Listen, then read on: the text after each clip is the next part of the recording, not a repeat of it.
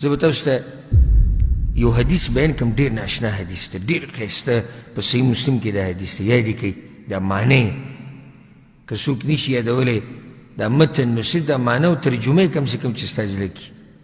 ډېر خوندور حدیث دی، پیغمبر صلی الله علیه وسلم وایي ګوره لا تحاسدو، د یو بل سره حسد مه کوئ، ولا تناجشو، یو بل له په بیو کې دوکې مه ورکوئ، ولا تباغدو، د یو بل سره بغض مه کوئ، ولا تدابرو، یو بل ته مشا کوئ په مصیبتونو کې، مصیبتونو کې یو بل سره ودرېږئ، ولا یبع بعضکم علی بیع بعض، او د یو بل په بیو باندې بیه مه کوئ چې تاسو د بل مسلمان بیه خرابوئ او ته پرې راشي.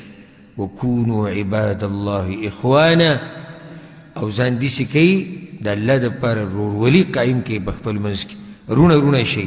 المسلم اخو المسلم، مسلمان د مسلمان رور دی، لا یظلمه، ظلم به نه کوي مسلمان د مسلمان باندې، ولا یخذله، او نه به پریږدي، نه به شرموي، ولا یحقره، او نه به مسلمان سپک ګڼي. التقوى ها هنا، پیغمبر صلی الله علیه وسلم تقوا اصل ځای چې دی هغه د زړه دی.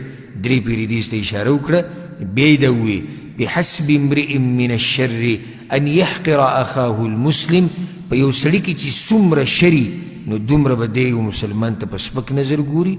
کل المسلم علی المسلم حرام، هر مسلمان په بل مسلمان باندې حرام دی. دمه وماله وعرضه، د یو مسلمان وینه په بل مسلمان حرام ده، د یو مسلمان مال په بل مسلمان باندې حرام دی، د یو مسلمان په عزت کې ګوتې وهل په دې بل مسلمان باندې حرام دی. دومره ښایسته نصیحت پیغمبر صلی الله علیه وسلم دې حدیث کې کړی. د حدیث په صحیح مسلم کې دی، ابو هریره رضی الله عنه روایت کړی.